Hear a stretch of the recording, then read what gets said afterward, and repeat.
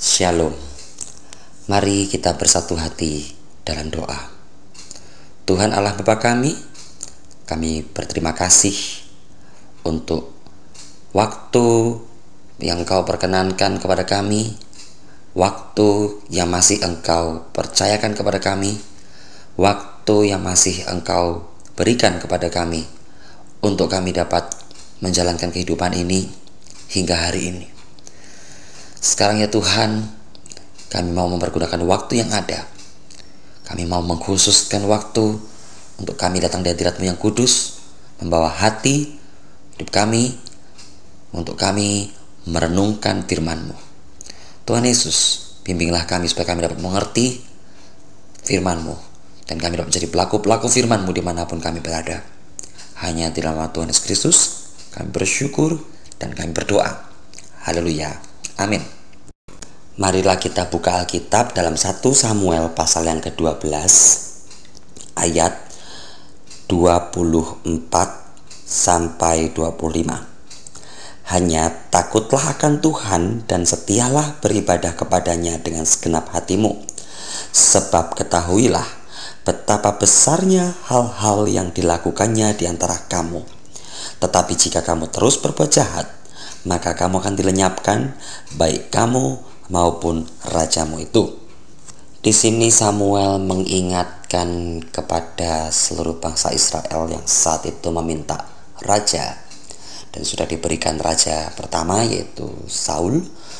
Samuel memperingatkan kepada seluruh bangsa Israel untuk takut akan Tuhan dan setia beribadah kepada Tuhan dengan segenap hati. Dan diingatkan juga sama Samuel, Tuhan sudah berbuat begitu luar biasa loh, begitu baik, betapa besar perbuatan-perbuatan yang dilakukan oleh Tuhan kepada orang-orang Israel, kepada umatnya. Tetapi, di sini sama memberikan peringatan, tetapi jika mereka terus berbuat jahat, maka akan dilenyapkan, baik mereka maupun raja mereka. Saudara-saudara, begitu pula untuk kehidupan kita. Firman Tuhan hari ini adalah juga untuk mengingatkan kepada kita, untuk kita terus takut kepada Tuhan dan setia beribadah kepada Tuhan. Saudara-saudara, di mana ada peluang, di mana ada waktu, marilah kita lebih mengakrabkan diri, mengeratkan diri dengan Tuhan. Binalah hubungan yang akrab, binalah hubungan yang lebih dekat lagi dengan Tuhan. Beribadahlah kepada Tuhan. Mari milikilah waktu yang khusus untuk kita beribadah kepada Tuhan. Jangan menyia-nyiakan kesempatan hidup kita dengan berbagai macam hal yang sia-sia.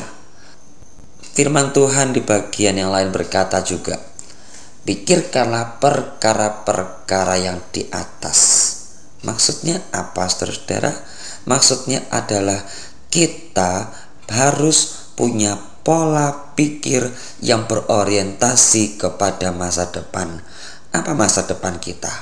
Surga, kekekalan, kemuliaan kekal dalam kerajaan surga yang mulia.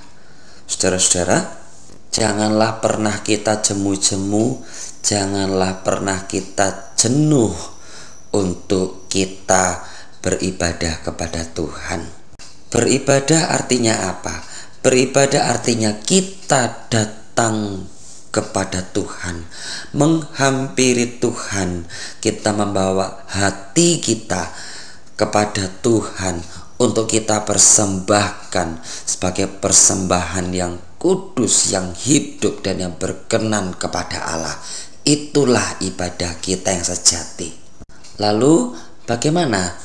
Bukankah kita bisa berdoa kepada Tuhan di mana saja dan kapanpun? Iya, betul. Disitulah beribadah secara individu. Tetapi kita pun juga memerlukan ibadah secara komunal, secara bersama-sama dengan saudara-saudara kita seiman. Untuk apa? Untuk saling membangun, untuk saling menguatkan. Di situ ada komunitas yang yang tercipta, yang saling membangun dalam iman supaya semakin kokoh dalam Tuhan, bertumbuh bersama-sama. Jangan hanya sekedar kita bersama-sama, jangan sekedar kita kumpul-kumpul yang sifatnya bukan ibadah, yang sifatnya hanya sekedar senang-senang, hanya sekedar melepaskan penat. Saudara-saudara, ibadah adalah hal yang terpenting dalam kehidupan ini.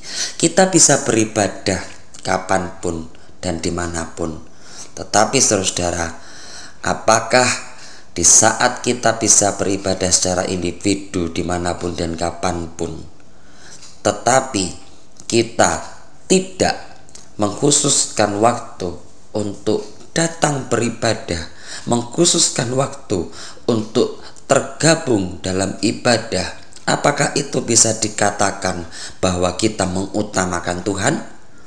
Jawaban ada dalam diri kita masing-masing. Oh, saya terlalu sibuk untuk urusan ibadah dan berbagai macam hal-hal yang lain seperti itu. Tetapi mintanya berkat, mintanya damai. Mana ada damai, mana ada berkat kalau seperti itu, ya kan? Kita melupakan Tuhan, kita tidak mengutamakan Tuhan. Dari sisi waktu, kita tidak berkorban untuk Tuhan. Tidak ada pengorbanan waktu untuk Tuhan. Itu sudah jelas bukan memprioritaskan Tuhan.